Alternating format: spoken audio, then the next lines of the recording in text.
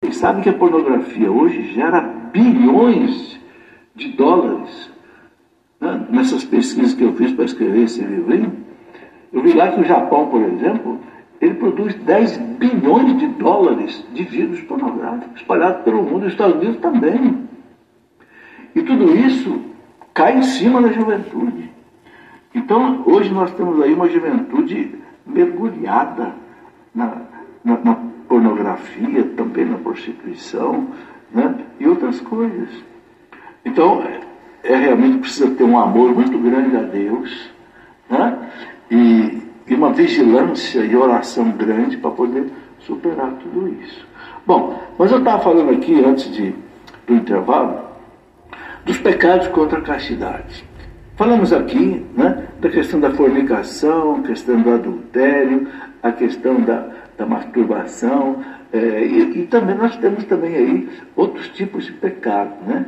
O adultério, o próprio divórcio, muitas vezes, fere aí um pouco da questão, porque muitas vezes leva a outros relacionamentos, né? A poligamia. Aqui para nós no Brasil, a poligamia não é muito comum, mas há países que a poligamia, né? Ou seja, um homem casar com várias mulheres, isso é comum, mas é contra a lei de Deus. E a gente tem que pregar contra isso. Eu me lembro que uma das lutas do padre José Anchieta aqui no Brasil, quando ele evangelizava os índios, logo depois da descoberta do Brasil, né? Ele chegou aqui em 1550, mais ou menos. Uma das lutas dele, na evangelização dos índios, era fazer com que os índios deixassem de ser antropófagos, porque eles comiam carne humana, matavam e comiam os seus adversários, e também a poligamia. Os índios usavam casar com várias mulheres, era uma luta para os missionários enfrentar essa situação. Agora, eu estou vendo aqui que no Brasil começou a surgir isso também, sabe? Como é que eles chamam? Tem uma expressão que eu vi esse dia na internet, não sei, um homem que se une com duas mulheres. E as duas mulheres aceitam. Mas é contra a lei de Deus. Onde é que nós vemos bem claro que é contra a lei de Deus? Deus criou Adão e criou Eva e uniu os dois. Deus não uniu Adão com duas mulheres, nem com três mulheres. E nem Eva com dois maridos. Isso é o inverso da poligamia também. É uma mulher com vários. Então, na lei de Deus, a poligamia não tem lugar. Também, outra coisa que fere na castidade é a união livre. O que é a união livre? Duas pessoas que vão coabitar juntas, né? Passam a viver vida sexual como namorado, às vezes nem namorados são, né? Às vezes é o tal de ficar, né? Depois separa. Tudo isso o catecismo coloca como, né, ofensas à castidade. Eu gosto sempre de citar os números do catecismo, os parágrafos, porque aí você tem a palavra da igreja, não é a minha palavra. Então veja o que o catecismo fala no parágrafo 2354, né, sobre a pornografia. Diz assim: atenta gravemente contra a dignidade daqueles que a praticam. E quem os que praticam? Aí está entre parênteses: atores, comerciantes e o público em geral. Porque cada um se torna para o outro um objeto de prazer rudimentar e de um proveito ilícito. Quer dizer, a pessoa se torna um objeto de prazer. É muito sério isso. E não tem baixa prostituição e alta prostituição, não. Tudo é prostituição. Não é só aquela prostituição de prostíbulo, de mulheres pobres, às vezes miseráveis, que tem que vender o corpo para sobreviver, mas tem os altos prostíbulos também, de pessoas engravatadas, né? Que tem aí também os seus prostíbulos, né? Tudo é prostituição. Então o catecismo diz que é uma falta grave, as autoridades civis devem impedir a produção e a distribuição de materiais pornográficos. Olha o que diz o catecismo no parágrafo 2354.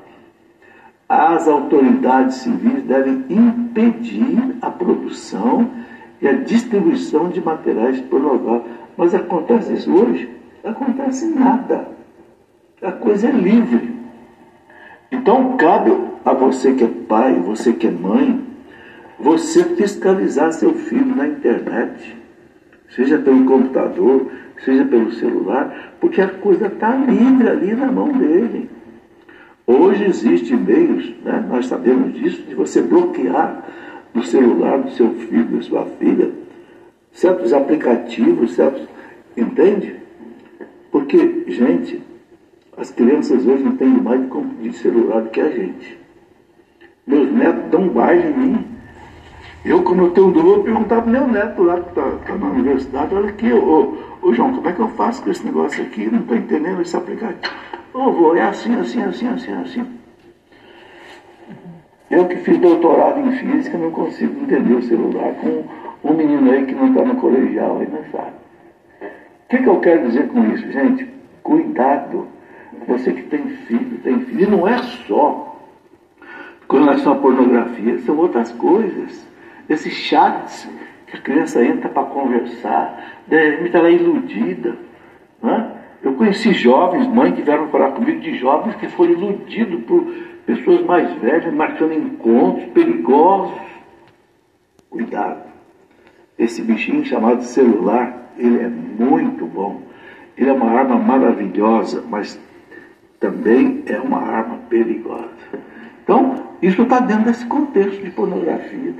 Bom, o catecismo fala também da prostituição, né, que fala que vai contra a dignidade da pessoa que se prostitui, claro, reduzida assim ao prazer que dela se obtém. Né? E o catecismo fala assim, aquele que paga, peca gravemente contra si mesmo, né? Viola a castidade a qual se comprometeu no seu batismo e mancha o seu corpo, que é templo do Espírito Santo. É dura a prostituição. Né? A gente sabe que muitas mulheres se entregam à prostituição, né? Assim, por situações muito difíceis da vida. Né? Eu acho muito interessante Jesus dizer para os fariseus, doutores da lei, as prostitutas vão entrar no reino de Deus antes de vocês. Mas é claro que Jesus coibia a prostituição.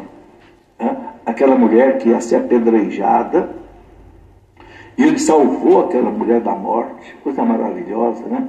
São João conta lá no capítulo 8 dele, aquela mulher adúltera. Mas Jesus diz, ninguém te apedrejou, né? Quem não tiver pecado atira a primeira pedra. Né?